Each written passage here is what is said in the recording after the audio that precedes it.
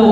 अगर मति निर्मल होगी तो मुझे ऐसा लगता है कि निर्मल मति का वरदान मांगना यानी सुमति का वरदान मांगना।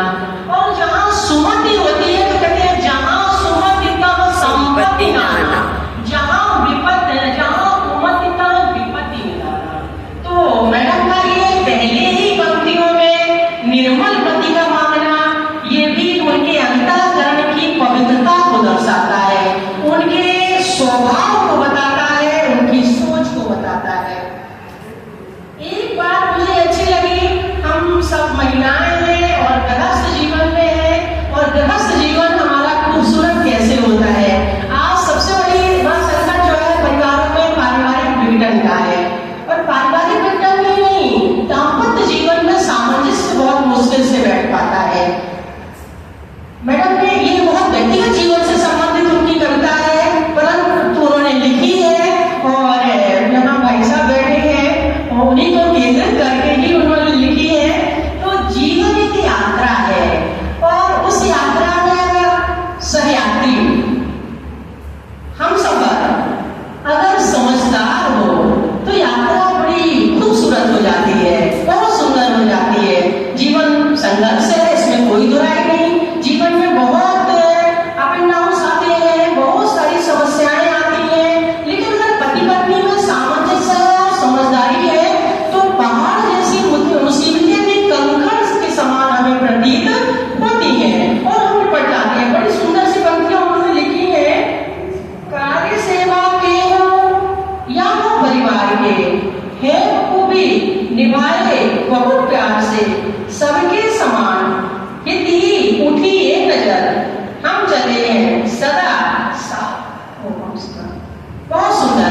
और ये जो पंक्तियां हैं ये कहीं ना कहीं जो है दाम्पत्य जीवन को और प्रगाढ़ कर देती हैं। ये जो भाव है एक दूसरे के प्रति जिनकी आज कमी हो रही है, अगर ये सबके जीवन में बने रहे तो मुझे लगता है किसी प्रकार के कोई संकट परिवारों में तो ना आए, हम एक दूसरे को बहुत अच्छे से समझ सकते हैं। एक कविता मुझे और मैं उल्लेख करना चाहूंगी, वो है चिकित्सक को भी मैडम ने इसमें शामिल किया है। बहुत लोग लिखते नहीं है इस टाइप से, ना इस पर ज्यादा ध्यान देते हैं। हमारे यहाँ चिकित्सक को भगवान के तुल्य माना गया है, कहा जाता है मिलन वैद्य जब वारिकी दाया। अगर कोई शारीरिक या हमें व्याधि हो गई, हम जाने कहाँ दिखाते रहते हैं, घूम आते हैं बड़े बड़े हॉस्पिटल में, बड़े बड़े डॉक्टर से संपर्क कर लेते हैं और हमारी परेशानियां वैसी की वैसी बनी रहती हैं। हम जाने कितना धन खर्च कर लेते हैं। तो अगर किसी को वैद्य कब मिलेगा, उसमें भी हरि की कृपा छुपी हुई है, हरि की दया छुपी हुई है। मिलई वैद्य जब हरि की दया, वैद्य यानी चिकित्सक ही है। तो मैडम उनको भी याद करना नहीं भूली है और कहते हैं धन्य चिकित्सक जगत के, देते जीवन दान, मुक्ति दिलाकर रोग से करें विश्व कल्याण।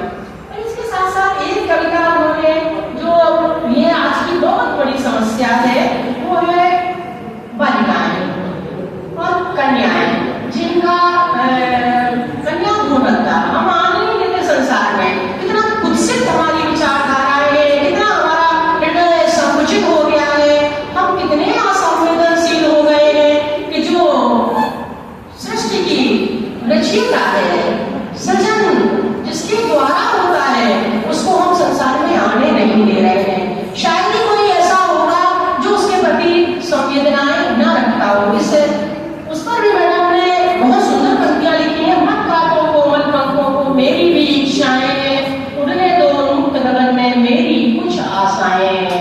क्योंकि तो इस प्रकार की बहुत सारी पंक्तियां हैं जिन पर ज्यादा विचार नहीं करूंगी, बहुत समय हो गया है, बहुत बोला जा चुका है। जो लिखा है मैडम ने बहुत शानदार लिखा है, उनको मैं बधाई देती हूँ, साधुवाद देती हूँ और ये अपेक्षा करती हूँ कि उनका ये लेखन अनवरत चलता रहे और ऐसे ही वो माँ भारती के अर्घ में अपने शब्द पुष्प अर्पित करती रहे। अन्वेषणात्मक